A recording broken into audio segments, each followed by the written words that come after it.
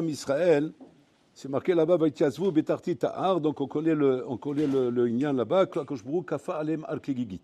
Il a pris la montagne, il leur a mis sur eux, il les a menacés, il leur a dit si vous acceptez ma Torah muta, vimlo sham tek volatrem, là-bas vous serez enterrés, vous roulez.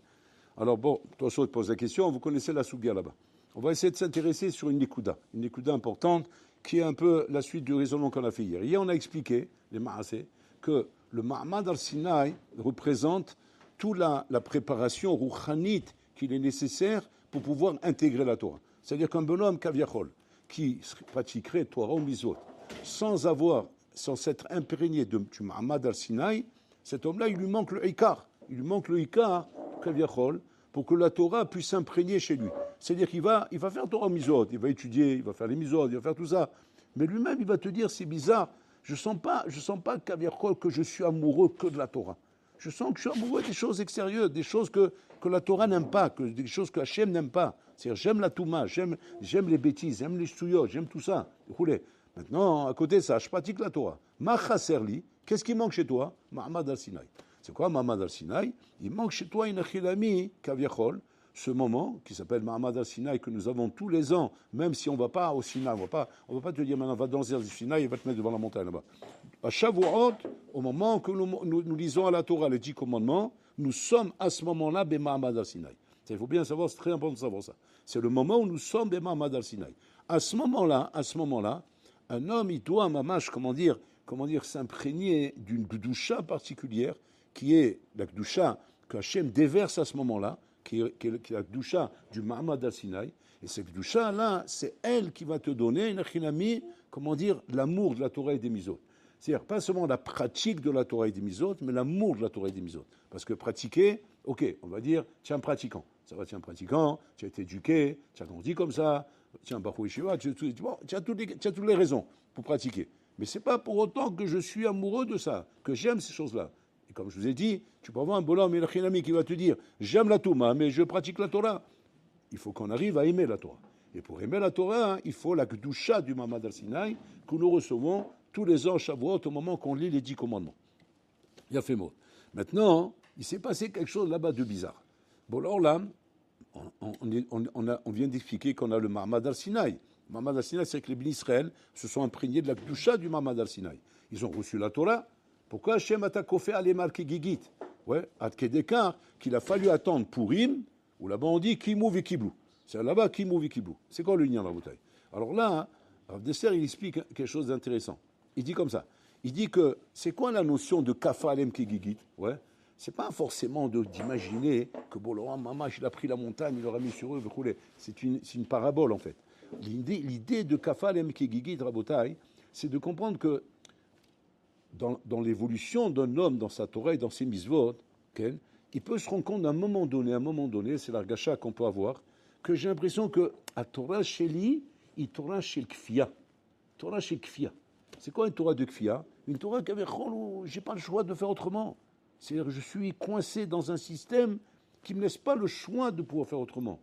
Alors que au fond de moi, j'aurais envie de faire autrement. J'aurais envie de faire autrement, mais j'ai pas le choix. C'est-à-dire comme ça. Quand un homme, tu le vois, il a un ami, respecter des choses envers lesquelles il a des ta'avot. Il a des ta'avot de faire ces choses-là.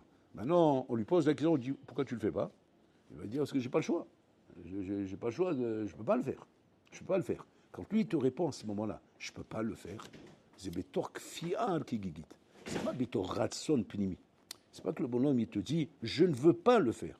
Il dit pas je veux pas. Il dit je ne peux pas.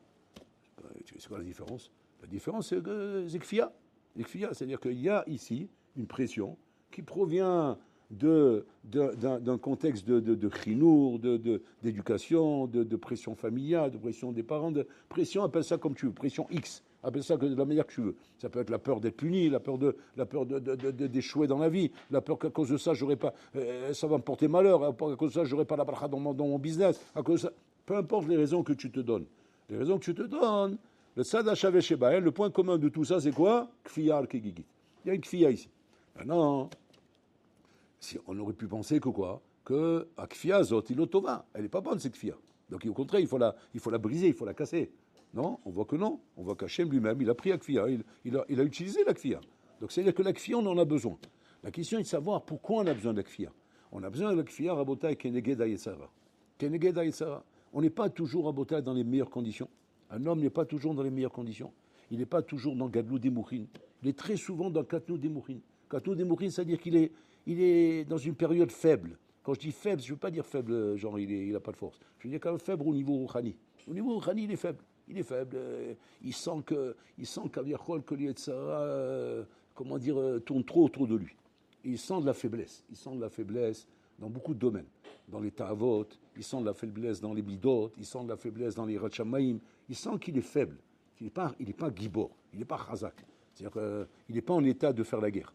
Et ça, ces faiblesses, Rabotai, il y a qu'un moyen pour pouvoir se protéger de ces faiblesses, c'est kafa ale mekalgi. C'est la kfia.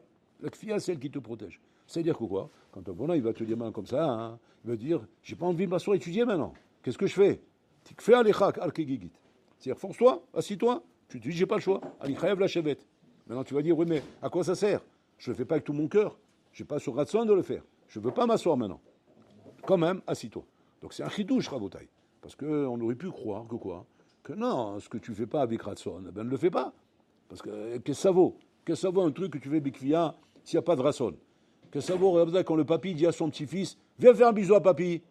Viens faire un bisou à papy, je t'ai dit. Et maintenant le père, il est derrière.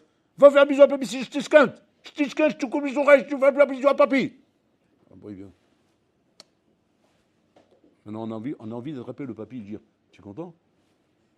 Oui, il m'a fait un bisou. Mais c'est quoi ce bisou? C'est pas un bisou. C'est une mouche, elle s'est posée sur ton truc, ça passe un bisou. Quel bisou? Tu as bien vu ce qu'on y a fait. Il allait mourir, le pauvre. Il allait mourir. Il n'avait pas envie de faire un bisou. Attends qu'il a envie. Et quand il a envie, il vient de faire le bisou. Maintenant, il n'a pas envie. Laisse-le tranquille. Quel kiff tu as de ça? Quel kiff d'avoir un bisou de quelqu'un qui n'a pas envie de te le donner? Tu as un kiff de ça? Tu as un kiff que ta femme t'embrasse alors que tu sais qu'elle n'a pas envie de t'embrasser? Tu as un kiff d'entendre de ta bzroba, ta copine, que tu dis je t'aime alors qu'elle t'aime pas? Quel kiff j'ai de ça? Je ne comprends pas. Vis au contraire avec des vrais argachotes.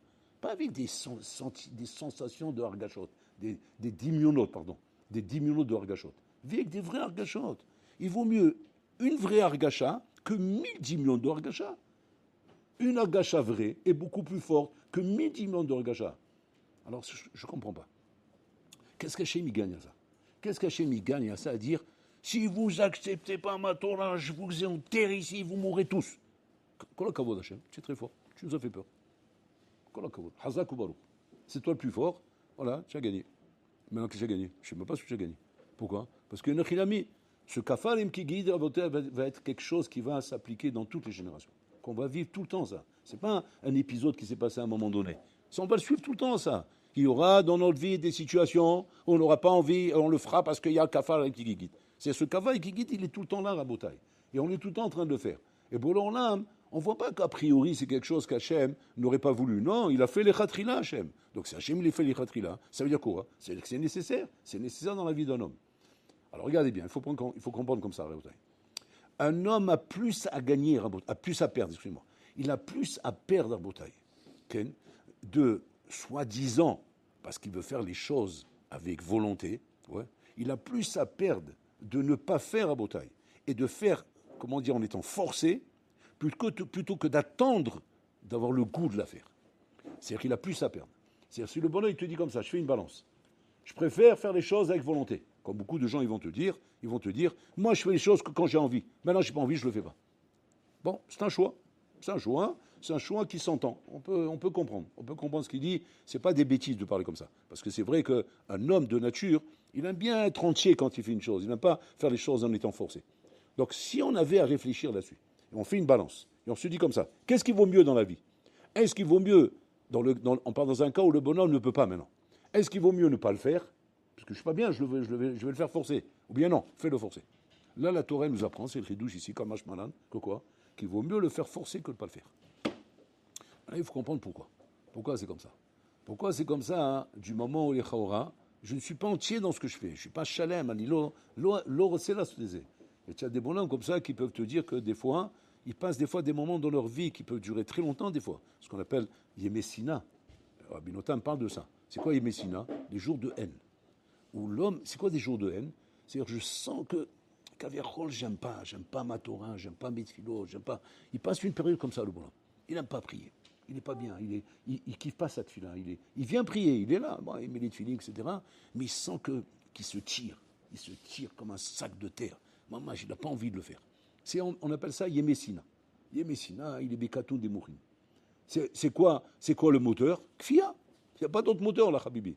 Il n'y a pas de motivation, il n'y a rien. Il n'y a que la kfia, c'est la kfia qui le pousse à faire. Donc cette kfia, les maasé, ici on nous apprend, Béal Sinaï, qu'elle est nécessaire.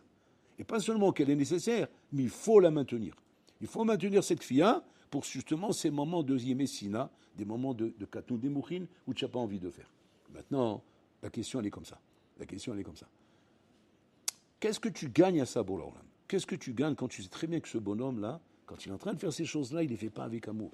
Elles l'ont à avoir à Moutaï. Alors là, c'est le sot qu'on vient nous dévoiler dans la Torah. Ça, c'est vrai dans les choses de la vie de tous les jours. Dans les choses de la vie de tous les jours, te force pas. Te force pas à manger si tu n'as pas envie. Te force pas à faire ce sport si tu n'as pas envie. Te force pas à te marier avec une femme si tu n'as pas envie de te marier avec elle. C'est-à-dire, te force pas dans la vie à faire des choses que tu n'aimes pas. Te force pas à faire un métier que tu n'aimes pas. Dans la vie, il ne faut pas se forcer. Dans la Torah, oui. Pourquoi dans la Torah, oui? Parce que Torah Hashem temima mishivat nafesh. Bon, alors là, il me dit, je sais de quoi je parle. Ma Torah, elle est temima. Elle est mishivat nafesh. C'est-à-dire, ma Torah, quand tu te baignes dedans, même en étant forcé de te baigner dedans, elle te transforme. Ma Torah te transforme. Donc c'est ça le sot qui est ici en Bretagne. Et c'est pour ça qu'un homme doit se dire comme ça. C'est un peu comme à ma ville, comme maintenant quelqu'un, un malade, qui doit absolument prendre un médicament. Et ce médicament, il est là pour lui sauver la vie. Maintenant, ce médicament, il est très amer. Et le malade, il est en train de se débattre dans tous les sens, il ne veut pas prendre le médicament. Le médecin, il dit à la famille, débrouillez-vous comme vous voulez, il faut qu'il le prenne. S'il ne le prend pas, il va mourir. Donc qu'est-ce qu'il faut maintenant? Mais il attache s'il faut. Il lui met des tartes s'il faut, jusqu'à qu'il va l'avaler. Maintenant, lui, il est énervé. Il a l'impression qu'on l'a violé. Il a l'impression qu'on lui a fait du mal. En attendant, tu as sauvé la vie. Après, tu nous remercieras. Là, c'est pareil, Rabotai. Un homme, Rabotai, même quand il n'a pas envie d'étudier la Torah, même quand il n'a pas envie de respecter les mitzvot, même quand il n'a pas envie de prier, la Torah vient nous apprendre Kafa alem kelgigit. Tikfe alecha. Tikfe alecha, pourquoi? Parce que la Torah, c'est pas comme les autres matières, c'est pas comme les autres choses. C'est les autres choses dans la vie, tu n'as pas envie, ne le fais pas. Dans la vie, il n'y a pas une de se forcer. On ne se force pas, Rabotai, dans la vie. Dans la vie, tiens pas, c'est où? Un adam lomed et la machilibo hafez. Maintenant, quand il s'agit d'un ami où tu n'as pas du tout envie, il n'y a pas de libo hafez, il n'y a pas de lèvres, je ne veux pas. Tikfé alecha parce que Torah Hashem temima mishvat nafesh. Donc c'est-à-dire ça, c'est Rabotai kaviachol, la Torah qu'on appelle Torah shel Yemessina, shel Yemekatnout, v'choule. Maintenant, où elle va m'amener cette Torah, Rabotai? Cette Torah de Kfia là, où elle va m'amener? Elle va m'amener à Purim, chez Kimou, Vekilou, Ayudim. Ou là-bas, à un moment donné, cette Torah-là, qui est Tmima, qui est Mishivat Nafesh, à un moment donné, tu verras comment elle va réveiller chez toi, à un moment donné, un éveil qui va t'amener à vouloir la respecter, à vouloir respecter cette Torah. C'est pour ça que les Chachamim, Rabotai, n'ont pas peur de dire Mitor Shelo Lishma Balishma. Comment les Chachamim n'ont pas peur de ça? Mitor Shelo Lishma. C'est un bonhomme, je dis comme ça. Tu étudies la Torah pour gagner de l'argent. Tu sais quoi? Assis-toi à étudier. Chaque fois que tu t'assois, je te donne 1000 euros. Tu vois quoi? C'est rien. Tu donnes 1000 euros à chaque fois que je m'assois. Tu vas dire, qu'est-ce qu'il y a gagné à ça? Il s'assoit pour les 1000 euros, il ne s'assoit pas pour la Torah. Et les Chachamim, qu'est-ce qu'ils disent sur ça? Mais torche l'olishma balishma. Les bonhommes, mais c'est débile. C'est débile. C'est comme si maintenant tu vas dire à un bonhomme, marie-toi avec elle et tous les jours que tu viens avec elle, je te donne 1000 euros. Mais il ne faut pas lui dire, attention, parce que sinon elle va être brisée la pauvre. Mais chaque jour que tu restes avec elle, je te donne 1000 euros. On va dire là-bas, mais torche l'olishma balishma, bah pitom. Ça ne deviendra jamais l'ishma. Pourquoi? Parce que c'est quelque chose qui est chol, c'est pas de la Torah, Rabotai. Dans la Torah, c'est différent. Dans la Torah, mitor shilo lishma balishma. C'est-à-dire que la Torah, elle est tellement mima que même quand tu l'as fait avec un esprit tordu, d'accord, étant donné qu'elle est mima et qu'elle est pure, elle va te transformer. La Torah va réussir à te transformer. Donc c'est ce qu'on voit ici. Donc kafalim kigigil, pourquoi? Pour arriver à cette nikuda, Rabotai. Cette nikuda est nachinami d'arriver à ce que la Torah et nachinami s'imprègnent chez toi, et c'est ce qui est arrivé par la suite. Quand on est arrivé à Purim, Kimou vekiblu ayudim, Rabotai. Maintenant, par rapport à ça, le sabbat de Kelem, il pose une question. Shuel Sheila. Il demande comme ça. Il demande comment ça se fait que, Mehmet, qu'un homme, quand on l'amène au monde, Hachem, il amène au monde un stade bébé. C'est-à-dire qu'il n'a pas de da'at. Il n'a pas de da'at, il n'a pas de sechel, Et à ce moment, il n'a que du Yetzera. C'est connu, jusqu'à l'âge de 13 ans, un enfant, il n'a que du Yetzera. Il n'a pas de Yetzera Tov. Et le Yetzera Tov ne vient qu'à l'âge de 13 ans. À l'âge de 13 ans, on lui donne le Da'at. Et là, il commence à devenir bar mitzvah. C'est pour ça qu'il devient bar mitzvah au moment qu'on lui donne le Da'at. C'est-à-dire que sans Da'at, il n'y a pas de mitzvot encore. Il n'est pas chayav de mitzvot, ton enfant. C'est les parents qui sont chayav les chaner auto. Mais lui-même, en lui-même, il n'est pas tour des mitzvot. C'est une erreur, les gens qui croient que non, il est chayav midin chinour. Il n'est pas chayav midin chinour bichlal. Il a simplement que les parents sont chayav les chaner auto. Donc c'est les parents qui ont un chiyuv. Lui, il n'a aucun chiyuv. Maintenant, lui, pourquoi il n'a pas de chiyuv? Parce qu'il n'a pas de Da'at. Et le Da'at. Et le Da'at, quand est-ce qu'il aura? À l'âge de 13 ans. Il demande le sabbat de Kelem. Je ne comprends pas. Étant donné que l'intérêt, pourquoi Hachem t'a créé ce monde? C'est pour qu'on puisse faire Torah ou Mitzvot. C'est qu'on s'attache à toi, Torah ou Mitzvot. La première chose qu'il faut faire, avant tout, c'est donner du Da'at au bonhomme. Donc c'est-à-dire qu'il fallait amener le bonhomme dans ce monde avec du Da'at tout de suite. Tout de suite avec du Da'at. Comment Hachem il fait? Hachem il sait comment il faut faire. Mais donner du Da'at au bonhomme. Pas l'amener dans ce monde sans Da'at et le laisser avancer comme ça sans le Da'at. Tout de suite, lui donner le Da'at. Pourquoi? Pour qu'il puisse tout de suite mettre le pied à l'étrier et commencer à travailler, faire les misotes. C'est quoi l'union Rabotai de laisser ce bonhomme pendant 13 ans? C'est-à-dire c'est comme si tu dois faire une course maintenant contre un bonhomme. Tu dis, je te laisse 13 ans d'avance. Un marathon. Tu sais ce que ça veut dire? C'est énorme. C'est comme si on va faire un marathon de 40 km, tu l'as laissé 13 km d'avance. Mais c'est mort. Il faut que tu cours comme un cheval pour arriver à le rattraper. Tu rigoles quoi? 13 km d'avance, c'est trop ce que tu as fait. Comment tu vas le rattraper, Birklan? Et après, quand il a donné 13 ans d'avance, là, à ce moment-là, on reçoit le Yetzerato. Et le Yetzerato, à ce moment-là, il commence à voter. Pourquoi la Mazekara? En fait, il nous explique, le sabbat de Kelem, il dit comme ça. Il dit que c'est tellement important pour que l'homme fasse, quand il fait la volonté d'Hachem, d'avoir la Bechira, tellement c'est important d'avoir la Bechira, et on va expliquer pourquoi c'est important, que Hachem a voulu donner à l'homme 13 ans sans Yetzerato, et qu'à 13 ans seulement, il donne le Yetzerato. Et pourquoi c'est comme ça? Parce que si Hachem avait donné le Da'at tout de suite à l'homme depuis petit, là, il y a le Shum Bechira, il n'aurait aucune Bechira. C'est-à-dire que Belel Brira, sans aucune Bechira, il aurait fait la volonté d'Hachem. Comme on raconte sur les anges, on dit sur les Malachim qu'a priori, ils n'ont pas de Bechira. C'est faux. Les Malachim, ils ont la Bechira. Seulement, pourquoi les Malachim, Rabotai, on dit qu'ils n'ont pas la Bechira? Parce qu'en vérité, ils sont devant Hachem. Quand tu es devant Hachem, tu n'as plus de Bechira. C'est pas que tu n'as plus de Bechira parce que tu l'as pas. Tu l'as la Bechira. La preuve, c'est que ces Malachim, là, quand on les a amenés sur la terre, ils ont fauté. Donc, c'est-à-dire que c'est devant Hachem, dans cette mitsiout là, où j'ai Hachem devant moi, où c'est tellement clair que j'ai pas de Bechira. Là, c'est pareil. Il dit, quand tu donnes le Da'at à un homme, tant qu'il est encore petit, si tu ne lui laisses pas 13 ans d'avance comme ça avec son Yetzara, il n'aura pas de Bechira. Il va grandir Bechira sans Bechira. Et malgré lui, il sera obligé de respecter la volonté d'Hachem. Donc, qu'est-ce qu'il faut?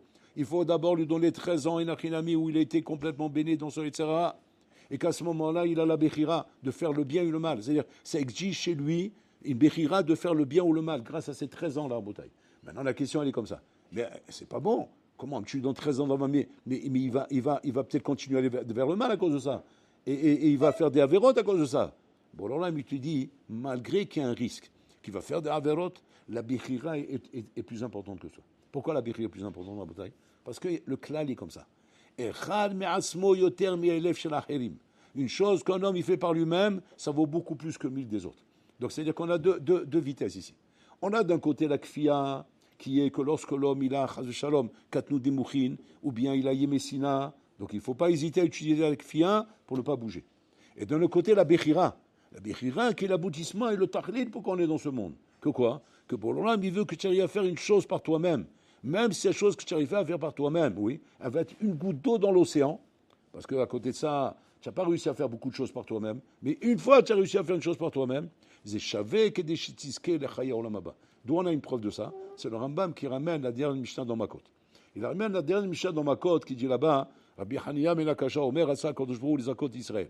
Là-bas, il demande le Rambam Shiratsuma, dans le Pirouche à Mishnayot sur Makot. Il demande le Rambam, je ne comprends pas. C'est à Koshbrou, vous recevez les akot à Israël. C'est pas en étant marbé les misvot. Quand tu veux être misaké quelqu'un, donne-lui une misva. Et une misva, il pourra la faire, il va être zoré avec ça. Ou bien donne-lui 7 misvot, comme les blés noirs. Pourquoi tu leur donnes 613? 613 misvot, c'est autant de mirchon que de misvot. Ce bonhomme-là, il a plus de risque de tomber. C'est quoi les akot d'Israël? Il dit le Rambam, qu'est-ce qu'il dit le Rambam?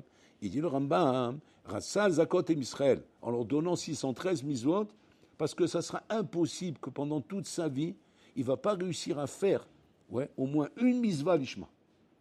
Au moins une fois la mitzvah lishma. C'est-à-dire que Nachon, qu'il a beaucoup de mitzvot, mais pour lui donner un choix énorme qui va lui donner la possibilité de faire au moins une fois une mitzvah lishma.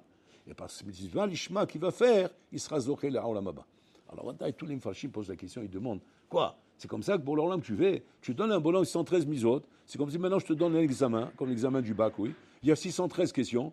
Tu sais quoi? Tu réponds à une question, tu as réussi le bac. Tu dis, pourquoi tu m'as mis 613 questions? Justement, au contraire, les accords d'autres. Que quoi? Que toi-même tu vas voir laquelle te convient. Et quand tu auras, parmi les 113 questions, une qui te convient, que tu sais répondre, avec ça, tu auras le bac. Alors, la question, elle est quoi? Je ne comprends pas. Tu veux aussi facilement donner à l'homme. C'est ça, Botaï. C'est ça, quand je trouve les accords d'Israël. Bon, alors là, c'est l'archilotanu. Hachem veut être mezakeotanu. Il ne veut pas nous faire tomber Hachem. Et pour nous donner mamash l'argacha, qu'Hachem veut réellement nous faire réussir, il te donne justement exprès 613 mitzvot pour que tu puisses avoir au moins une mitzvah l'ishma que tu puisses réussir. Maintenant, c'est quoi la ma'ala, Rabotai? Quand ton homme, il a 613 mitzvot, et qu'il a réussi à faire seulement une mitzvah l'ishma, c'est quoi la ma'ala de ça, Rabotai? C'est une ma'ala, pourquoi? Parce que c'est une mitzvah que tu as fait mi bichiratra, avec ta bichira, me'atzmecha. Regardez un peu la force de la bichira, Rabotai. La force de la bichira, c'est-à-dire comme ça. C'est-à-dire que, peut-être pendant toute ma vie, tout ce que j'ai fait, je l'ai fait bikfia. C'est-à-dire je ne l'ai pas fait par rapport à ma bichira. Ça a été parce que j'avais peur, parce que j'étais forcé, je n'avais pas le choix de rouler. Et c'est comme ça que j'ai avancé dans ma vie. Mais à un moment donné, une fois, j'ai réussi à faire une chose par moi-même. Par moi-même, où là-bas, il n'y avait que moi-même. Que moi-même, face à moi-même, et je l'ai fait par rapport à moi-même. Cette chose-là, Rabotai, Pachout, Mouchiach, prouve, Enachinami, que tu es Ben Olamaba. Tu vas dire, c'est pile et plain. Comment? Tout le reste, je l'ai fait bikfia, et ça, oui, ça prouve que tu es. Pourquoi? Parce que Enachinami. C'est-à-dire que, même si normalement le fait d'avoir fait Bikfia aurait dû normalement nous mettre un doute, que quoi, hein, que sans la Kfia tu n'aurais pas fait. La preuve que sans la Kfia tu aurais fait, c'est cette fois que j'ai fait là. Comme ça, il explique le sabbat de Kelem, le Nyan de Yom Kippour. Regardez comment il dit. Parce que là-bas, il pose du Kusha Hatsuma. Il demande comme ça. Comment pour l'Olam, un jour dans l'année, où maintenant il nous dit demandez pardon, et je vous pardonne toutes vos fautes. Comment c'est possible? C'est du mytho, Rabotai. Le bonhomme, il te dit, moi je viens un jour dans l'année, je demande pardon, il me pardonne, ça, Shalom Israël, et après je continue. Hachem, il ne vaut pas tout ça. Hachem, quoi, il est naïf. Non, il n'est pas naïf. Il donne à Machal Nifla le sabbat de Kelem. Il dit, Machal, Ema Davar Domé. Il dit, Machal, un paysan, un kafri à Boutaï, il avait un hamor. Et ce hamor, son voisin, il a volé son hamor. Maintenant, le voisin, il tient le hamor. Vous savez que comment on fait quand on a un bonhomme qui tient une chose, et l'autre qui réclame que c'est à lui? Tu veux sortir de l'autre, il faut amener des preuves. C'est l'autre qui tient maintenant. C'est pas Shtaim ou Hazim et Talit. C'est pas les deux qui tiennent le hamor. C'est un, il tient et l'autre, il dit que c'est à lui. L'autre, il dit que c'est à lui, il dit c'est à moi. Et la preuve qu'il est à moi, je le tiens sous ma main. Maintenant, on va prouver que le hamor est à l'autre. Qu'est-ce qu'il fait le Dayan? Le Dayan, il sent que l'autre qui réclame le hamor, il sent qu'il est émet. Mais il ne peut rien faire. Parce que, tu veux, prouve. Maintenant, il ne sait pas comment prouver. Il n'a aucune preuve. Il n'a pas son nom gravé sur le hamor ou quoi. Il n'a aucune preuve. Le Dayan, qu'est-ce qu'il fait? Il dit, bon, ok, sortez du Bedin, tous les deux, et lâche le hamor. Il lâche le hamor. Il dit, maintenant, mets le hamor là-bas en face, il le met à 50 mètres. Maintenant, les deux, mettez-vous ici. Tous les deux, maintenant, appelez le hamor. Appelez le hamor. Alors, ils appellent tous les deux. Chacun est en train de crier. Et le hamor, direct, il va chez l'autre. Le Dayan, il dit, le hamor, il est à lui. Il dit comment? Ben voilà, le hamor, il connaît son propriétaire. Il est parti directement son propriétaire. Là, c'est la même chose. Il dit le sabbat de Kelem. Bon, alors là, il sait très bien qu'un juif retient la sotret de son Hachem. Il veut faire la volonté d'Hachem. Qui c'est qui l'empêche de faire son Hachem? Son Yitzhara. Le Yitzhara qui le tient et qui ne le lâche pas, qui ne le laisse pas faire son Hachem. Une fois dans l'année, qu'est-ce qu'il fait Hachem, Rabotai? Il dit au Yitzhara, lâche-le, et on va voir une Achinami où il va. Est-ce qu'il va courir vers moi, ou bien il va aller faire ses bêtises? Et là, le bonhomme, une Achinami, ce jour-là, il n'y a pas d'Yitzhara. Et le bonhomme, il ne va pas tourner nulle part. Il court vers Hachem. Ça prouve Enachinami que sa volonté, c'est d'aller vers Hachem. Donc, c'est-à-dire que Hachem n'est pas tamim, il ne suce pas son pouce à 14 jours.